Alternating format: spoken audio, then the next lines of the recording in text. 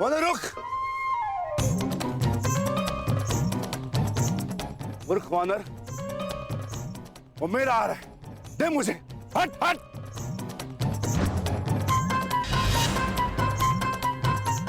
क्रोध मत दिला वानर।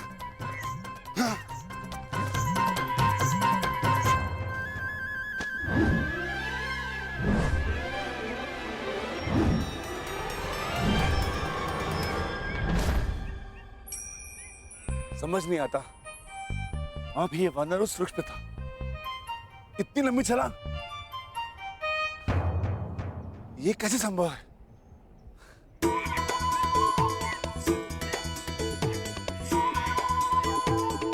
वानर हट। इतना चंचल है, हाथ में नहीं आएगा,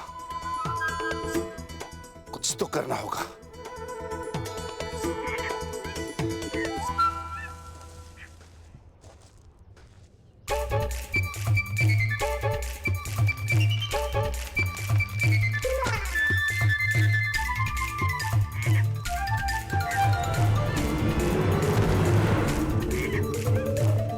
खुद को रुष्ट करा है वानर, अब तुझे नहीं छोड़ूंगा।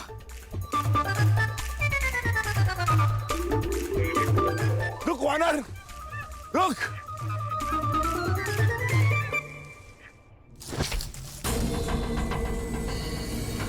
आप लोगों ने ये स्वर सुना आर्य पुत्रों?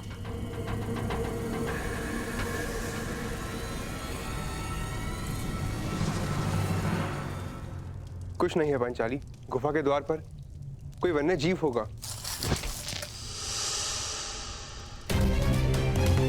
कहीं ऐसा तो नहीं कि आर्य युधिष्ठिर पर कोई संकट हो? कौरव हमें ढूंढ रहे हैं, कहीं उन्होंने आर्य युधिष्ठिर को बंदी बना लिया तो? व्यथित ना हो पांचाली, मैं भी जाकर देखकर आता हूँ।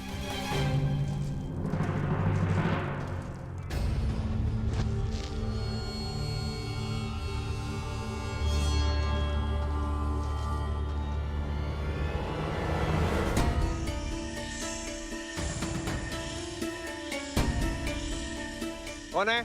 कौन है? सामने प्रस्तुत हो।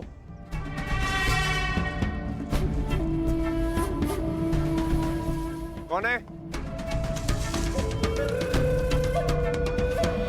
कौन है वहां?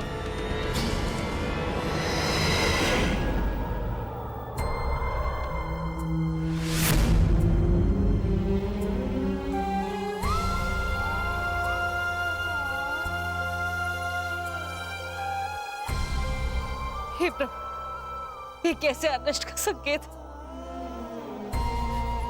मेरे पुत्रों की रक्षा कर। भाग क्यों दुष्ट, सामने आ।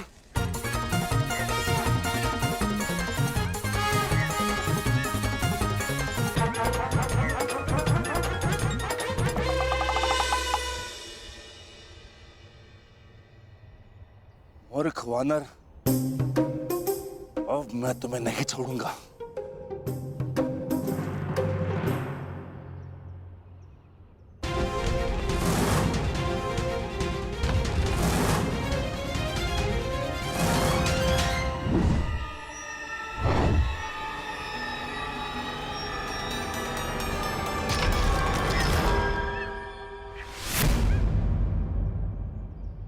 किसी साधारण वानर के वश की बात नहीं है ये।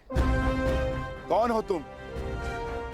यक्ष हो या गंधर्व, देव हो या असुर, मायावी हो या किन्नर, अपना परिचय दो वानर। कनिष्ठ भ्राता को ढूंढने आए हो वृकोदर, और श्रेष्ठ भ्राता को ही नहीं पहचान पा रहे हो? ज्येष्ठ भ्राता? मेरे ज्येष्ठ भ्राता तो युधिष्ठिर है, परंतु आप कौन है?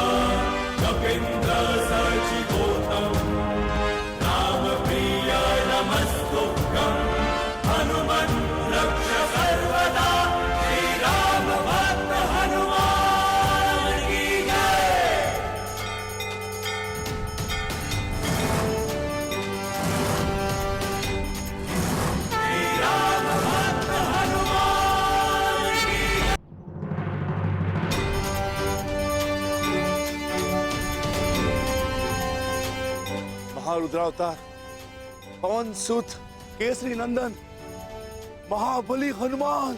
जय हनुमान ज्ञान गुण सागर, जय कपीसति मेरी दृष्टता क्षमा करे महाबली। महावीर विक्रम मैंने स्वप्न में भी नहीं सोचा था कि आपसे भेंट होगी। मुझे क्षमा कर दे।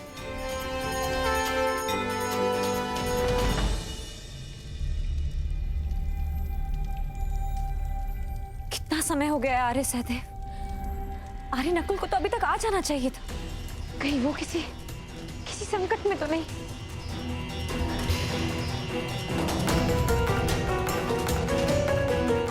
चिंतित ना हो पांचाली,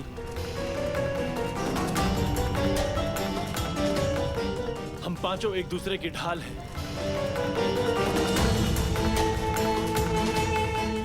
एक जीवित रहते दूसरे को कुछ नहीं हो सकता। मैं जाकर देखता हूं।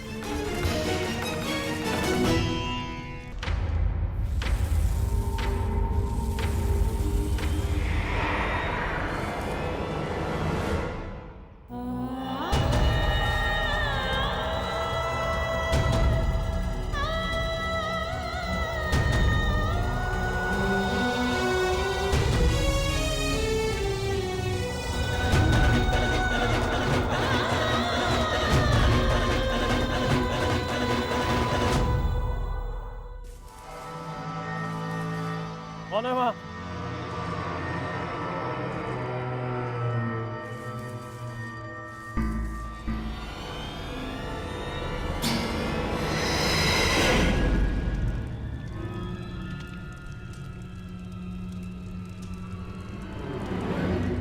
बस कुछ क्षण और मेरे प्यारे सम्राट, जामाता श्री जयद्रथ अपने कार्य में सफल होंगे और हम अपने मंतव्य में। ये पांडव हमेशा जीवन भर वनवास में ही रहेंगे। और जो युद्ध लड़ने की तैयारियां कर रहे हैं ना पांडव, वो युद्ध कभी कर ही नहीं पाएंगे।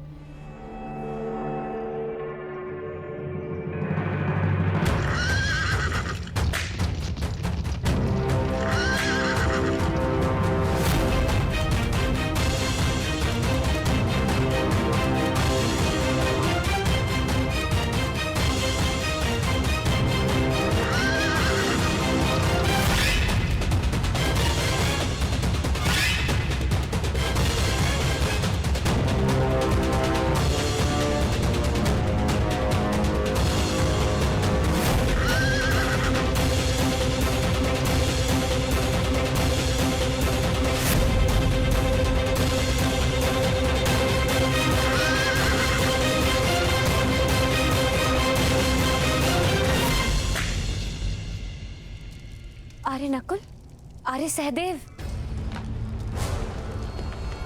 आर्य युधिष्ठिर।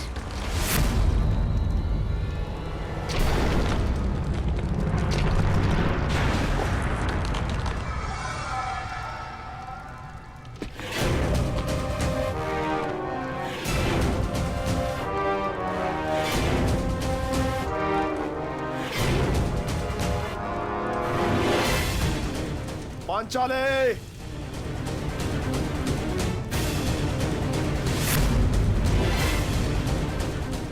इस अकिंचन जयद्रथ को अपने दर्शन देकर उपकार कीजिए पांचाली।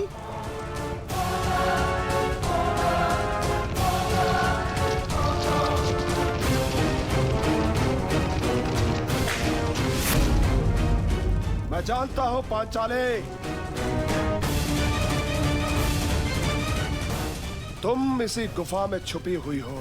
छिपने के प्रत्येक प्रयास व्यर्थ है पांचाली।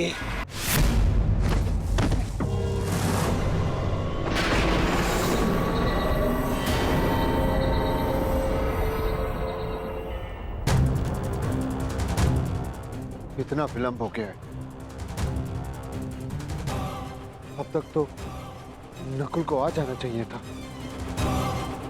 मैं देख कर आता हूं ज्येष्ठ, कहीं कोई संकट तो नहीं। मैं भी साथ चलता हूं। दुर्योधन के गुप्तचर हमारी खोज में है। कहीं उनकी ओर से कोई संकट ना आया हो। यदि शत्रुदल से कोई हुआ तो ज्येष्ठ उन्हें तो मैं स्वर्ग लोग भेज कर ही आऊंगा।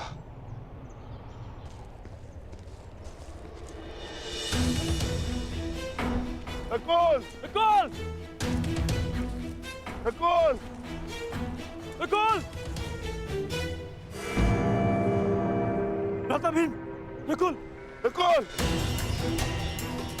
नकुल! नकुल! नकुल!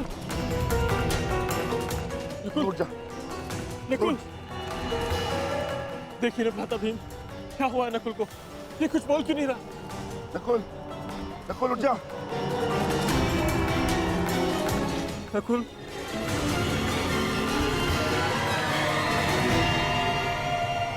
कौन छिपाए यहाँ? किसने मेरे अनुज नकुल पर प्रहार करने का साहस किया है? मैं भीम उसे ललकारता हूँ। मैं कहता हूँ सामने आ। आज तुम्हारा नाश तो निश्चित है। नकुल!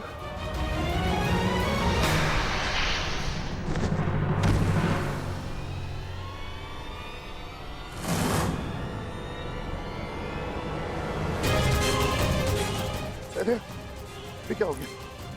अरे उठो नकुल, अरे उठो, अरे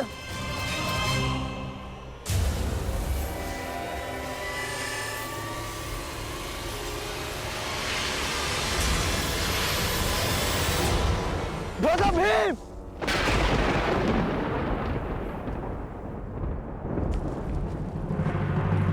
भ्राता भीम! भ्राता भीम! सहदेव! सहदेव! नकुल! नकुल!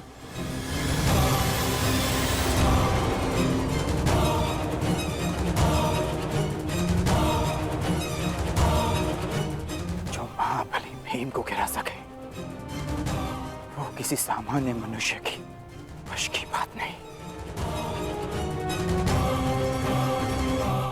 तुम अवश्य कोई मायावी हो, तुम जो भी हो, यक्ष, किन्नर, गंधर्व, मायावी, पिशाच, प्रेत, मेरे समक्ष प्रस्तुत हो और मेरे भाइयों को जीवित करो, अन्यथा अपने प्राण देने के लिए तत्पर हो जाओ।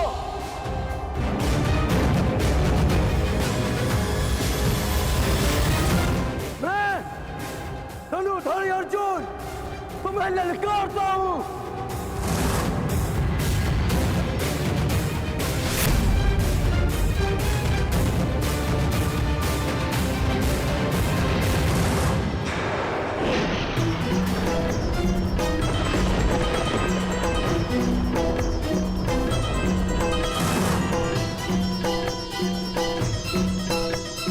पांचाली,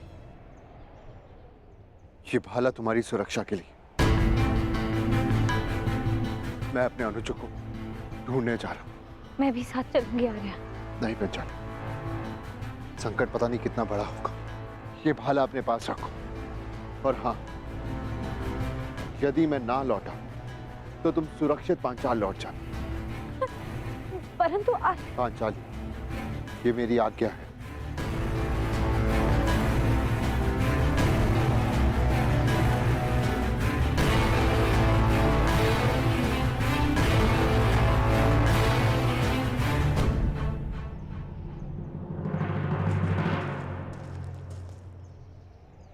नकुल! भीम! सहदेव!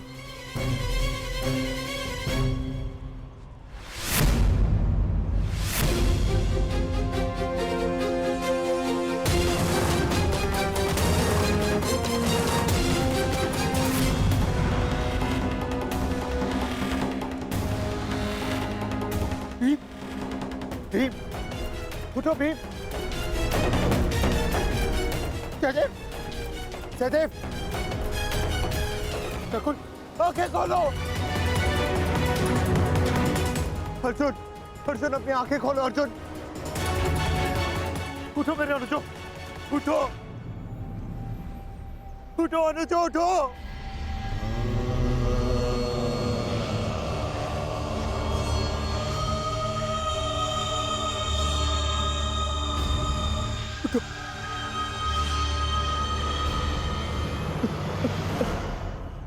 कैसा ज्येष्ठ हूँ, कैसा ज्येष्ठ हूँ। युद्ध में हारे जाने के पश्चात भी जिन्होंने मुझ पर अपना विश्वास नहीं हारा, उनकी सुरक्षा मैं कैसे नहीं कर सका।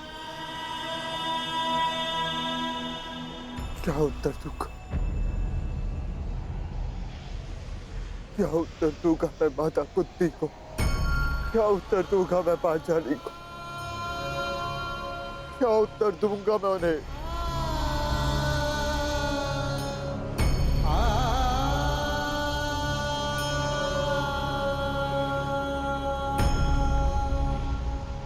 मैं नहीं चाहता कि आप कौन, परंतु मैं ये चाहता कि मेरे अनुजों की हत्या में आपका हाथ अवश्य, आप अदृश्य अवश्य है, परंतु मैं ये जानता हूं कि आप मुझे सुन और देख अवश्य सकते हैं। तो आप ये भी सुन लीजिए, ना तो ये युधिष्ठिर अपने अनुजों को अपने साथ लेकर जाएगा या इसी सरोवर के तट पर अपने प्राण दे देगा। कृपा करके बताएं कि आप कौन है। मैंने तुम्हारे भाइयों की हत्या की है और तुम्हारे भाइयों का वध हुआ क्योंकि वो इसी के पात्र थे। उन्होंने मेरी आज्ञा की अवहेलना की थी। मेरे प्रश्नों का उत्तर दिए बिना मेरे सरोवर का जल लिया और युद्ध करने को प्रस्तुत हुए। अब तुम्हारी बारी है युधिष्ठिर, मेरे प्रश्नों का उत्तर दोगे या युद्ध का आह्वान। बिना शत्रु को जाने, बिना उसका मंतव्य पहचाने युद्ध करना धर्म नहीं। इसीलिए समक्ष प्रस्तुत होकर आप मुझे बताएं कि आप कौन हैं।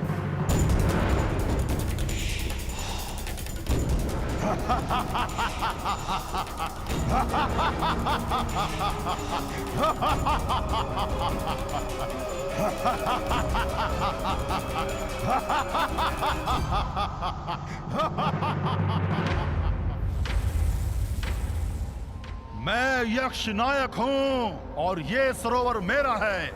पंच तत्वों पर केवल परमेश्वर का अधिकार है, तो फिर इस जलाशय के जल का उपयोग करने से आप किसी को कैसे रोक सकते हैं? ऐसे कैसे किसी के प्राण ले सकते हैं आप? उत्तर दीजिए। मैं व्यर्थ विवाद नहीं करता हूं युधिष्ठिर। धर्मराज हो, इतना तो समझते हो ना कि बिना किसी की अनुमति लिए किसी की वस्तु का प्रयोग करना चोरी है और मैंने चोरों को दंड दिया है। परंतु तुमने यहां आकर ना मेरी संपत्ति पर दृष्टि डाली और ना मुझे युद्ध के लिए ललकारा। अभी तो तुमने मेरा आह्वान किया, इसलिए मैं तुम्हें एक अवसर देता हूं। मुझे मेरे प्रश्नों का उत्तर दो और मैं तुम्हारे एक भाई को जीवित कर दूंगा।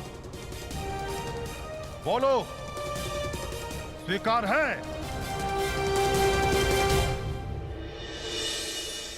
हे प्रभु,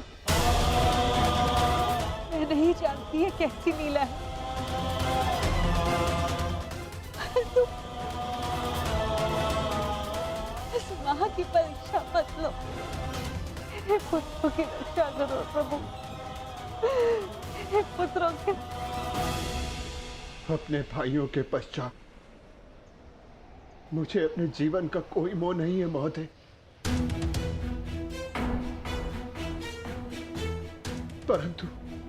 परंतु मेरा एक भाई जीवित हुआ तो मुझे संतोष होगा। तो ठीक है, मेरा पहला प्रश्न, मनुष्य का सबसे बड़ा धर्म क्या है? मनुष्य का सबसे बड़ा धर्म अपना लक्ष्य पूरा करना है। और उसका लक्ष्य क्या है? अपना कर्तव्य पूरा करना। मनुष्य में कितने वर्ण हैं और प्रत्येक वर्ण का कर्तव्य क्या है? मनुष्य में 4 वर्ण हैं। ब्राह्मण, क्षत्रिय, वैश्य, शूद्र। ब्राह्मणों का कर्तव्य है केवल वेद पाठ करना ही नहीं, बल्कि धर्म को जनमानव में बसाना भी है। क्षत्रिय का कर्तव्य पराक्रम से धर्म की रक्षा करना है। वैश्य का कर्तव्य आर्थिक उन्नति करना है और शूद्र का कर्तव्य सेवा करना। परंतु इन चारों कर्तव्यों से बड़ा भी एक कर्तव्य है, वो है प्रत्येक मनुष्य का हित करना। क्षत्रिय हो, वैश्य हो या शूद्र हो, यदि वो जनहित नहीं कर सकता तो वो मनुष्य नहीं है। उत्तम युधिष्ठिर,